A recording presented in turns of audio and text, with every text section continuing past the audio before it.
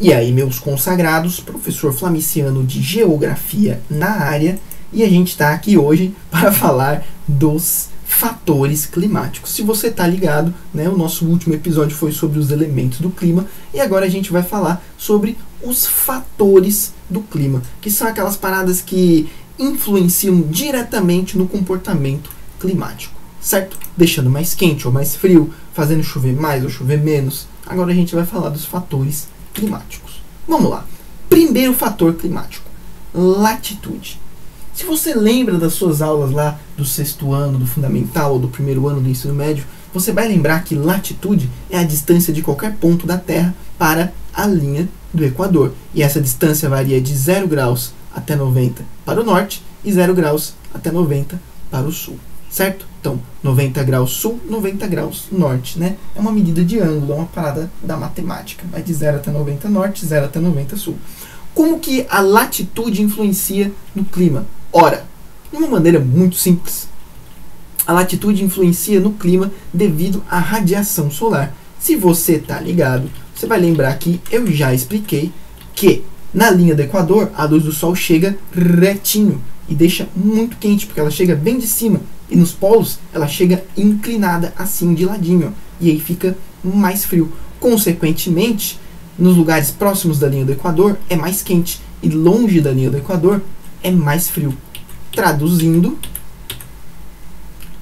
nos lugares onde a latitude, atenção, a latitude é baixa, o clima é mais quente normalmente. Então, onde a latitude é 10, 20 graus aqui ao norte, ou 10, 20 graus sul, nessa região aqui, ó, é onde tem os climas mais quentes do planeta, certo? Mas conforme a latitude vai aumentando, ó, 40, 50, 60 graus norte, ou 40, 50, 60 graus sul, vai ficando cada vez mais frio. Por isso que os lugares mais frios da Terra são o Polo Norte e o Polo Sul. Ok? Então, quanto maior a latitude, mais frio. Quanto menor a latitude, mais quente. O que é isso daqui? Isso daqui é a Antártica, certo? Não a de bebê, não a de bebê, o continente que fica lá no Polo Sul. Olha aí, deve ser muito frio, só os pinguinzinhos sobrevivem. Certo? Segundo fator climático importante, a altitude. A altitude é importante por quê? Por causa do seguinte. Vocês sabem que o que aquece a superfície da Terra é o Sol, certo? Vocês sabem que a energia do Sol vem e aquece a superfície da Terra, né? Isso daí já foi explicado. Agora a questão é, a energia do Sol aquece a superfície, mas o que aquece a atmosfera, os gases ao redor da Terra, é a irradiação. Sabe o que isso significa?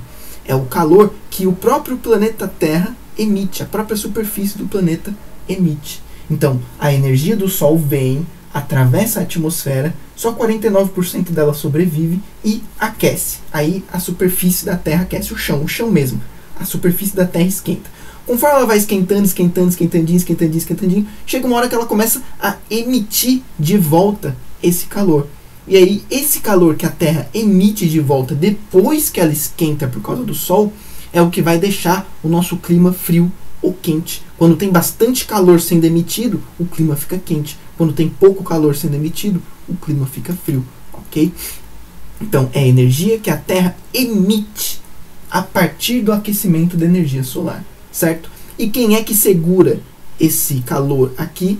É a própria atmosfera, ok? Então, é a atmosfera que segura o calor na Terra, principalmente o gás carbônico e o vapor de água. São os dois elementos que conseguem segurar o calor preso na Terra. Então a atmosfera ela serve como um cobertorzinho. Ó, ela ajuda a manter o calor na Terra, a temperatura na Terra. Isso é muito importante. Tá? O nome disso, inclusive, é efeito estufa. O efeito estufa é um negócio muito importante. Sem o efeito estufa não haveria vida na Terra. Okay? O problema é o ser humano soltando mais gases na atmosfera e intensificando o efeito estufa. Mas o efeito estufa natural, normal, é muito bom. Ok? Moral da história, vamos voltar lá para o nosso segundo fator climático. A moral da história é a seguinte: se é a atmosfera que segura o calor, eu não sei se vocês se lembram, mas eu já expliquei que nas partes mais baixas a atmosfera é mais concentrada. E nas partes mais altas, a atmosfera é menos concentrada. Tem menos gases aqui, ó, menos gás carbônico, menos oxigênio, menos vapor de água. Aqui tem mais, ó, é mais concentrado, ok? Qual vai ser a consequência disso? Como aqui embaixo tem mais gases, esses gases vão segurar mais o calor. Como aqui em cima tem menos gases, vai segurar menos calor. Então aqui, ó, o cara que ele tá aqui no topo dessa montanha, o cobertorzinho é mais fininho. E o cara que tá aqui embaixo, o cobertor é bem grosso, segura bastante calor. Moral da história: nas altitudes mais baixas, próximos do nível do mar, normalmente é mais quente. E nas altitudes mais altas, longe do nível do mar, vai ficando cada vez mais frio. Olha só um exemplo: altitude.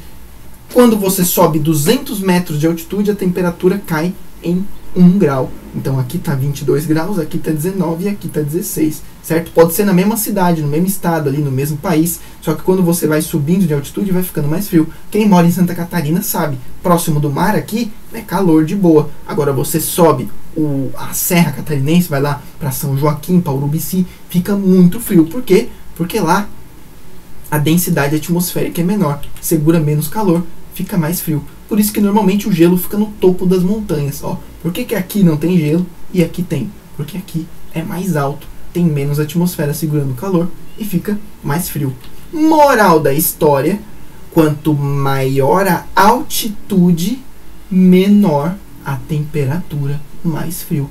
Quanto menor a altitude, maior a temperatura, mais quente. Certo? Próximo fator. Puta, esse daqui tem um nome complicado, mas é muito fácil de lembrar. Continentalidade e maritimidade. Primeiro vamos traduzir. Maritimidade é o nome que a gente dá quando o lugar fica perto do mar. Continentalidade é o nome que a gente dá quando o lugar fica longe do mar. Então, por exemplo, eu que estou aqui no litoral de Santa Catarina, aqui eu estou sob a ação da maritimidade. Agora, se eu fosse lá para Chapecó, no oeste de Santa Catarina, eu ia estar mais sobre a ação da continentalidade, longe do mar. Certo? Joia? Até aí tudo bem? Beleza. Agora, o que isso tem a ver com o clima? Muito simples. Se você está perto do mar, o que tem mais perto do mar? Umidade, né? Porque a água do mar evapora. E o que a umidade faz? Nuvem, chuva. Então, esse é o primeiro fator. Perto do mar, chove mais. Longe do mar, chove menos. Então, normalmente, lugares longe do mar são mais secos. Traduzindo, na maritimidade, normalmente tem bastante chuva. Na continentalidade, normalmente tem menos chuvas. Então, esse é a primeira forma que esse fator influencia. Certo? A pluviosidade é maior, tem mais chuva, mais precipitação na maritimidade, na cidade litorânea, próximo do mar. Na continentalidade, a pluviosidade, a precipitação é menor, chove menos. Segunda forma que esse fator climático influencia no clima. O fato de ter mais vapor de água não vai fazer só com que chova mais, vai ter outro efeito também. Lembra da parada do cobertor? Lembra que eu falei que o vapor de água é um dos gases do efeito estufa, é um dos gases que ajuda a segurar a temperatura? Então, quando você está perto do mar, na maritimidade, tem mais vapor de água, o que significa que segura mais a temperatura.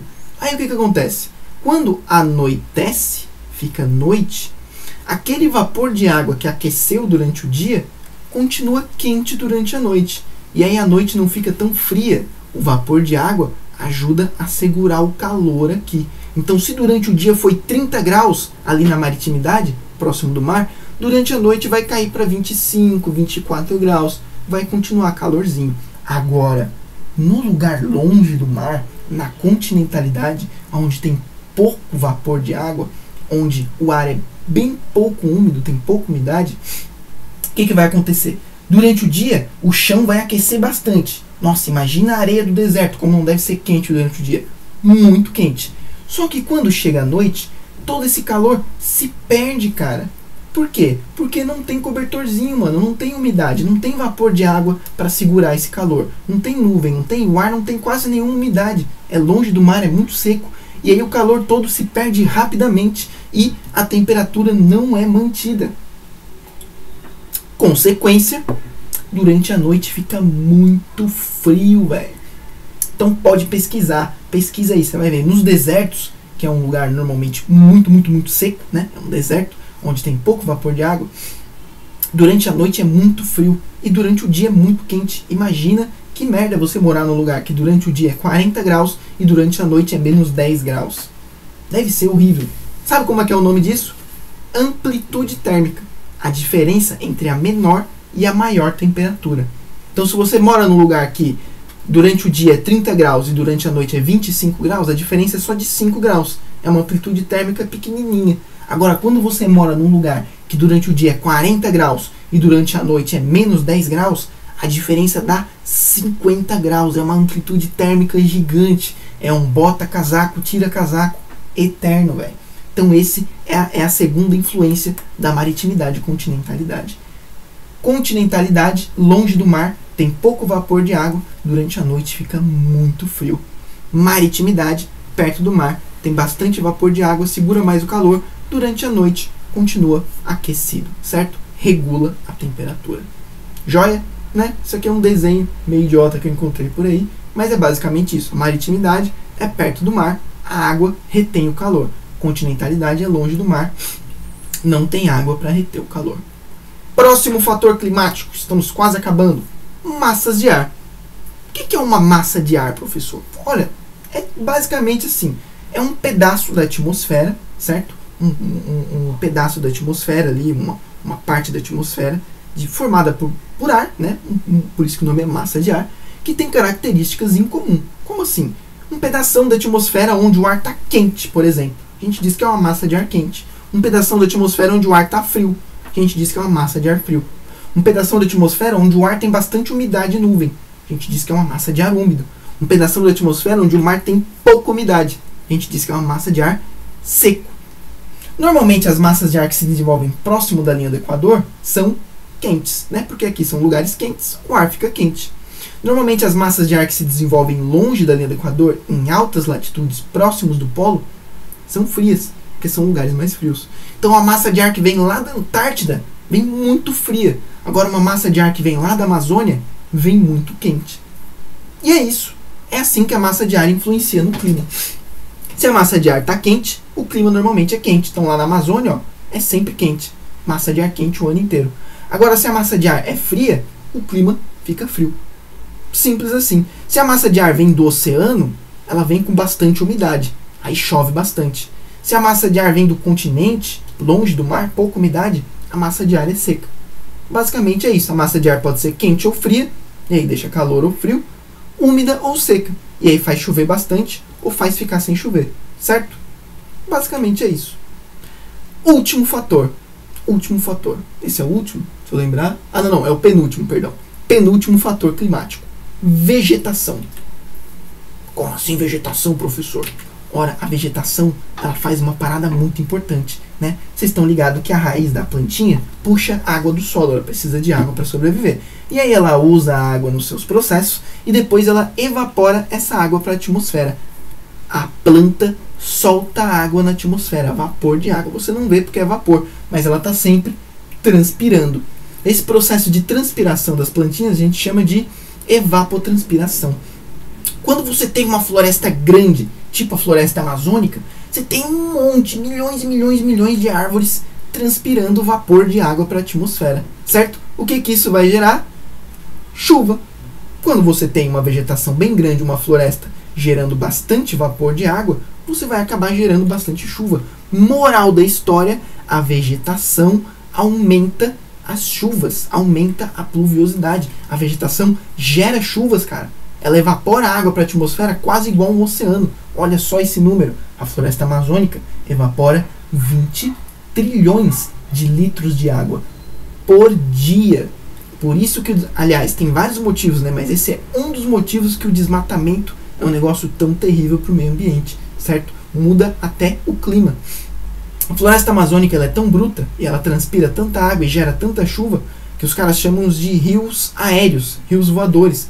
O vapor de água gerado pela vegetação que viaja na atmosfera e faz chover em outros lugares. Se você cortar a floresta amazônica fora, vai diminuir chuvas em todo o interior do Brasil, tá? Não só na floresta amazônica, porque essa umidade que a vegetação gera é carregada pelos ventos. Ó. faz chover em vários lugares. Agora sim, a gente chegou no último fator, finalmente, último fator climático. Correntes marítimas.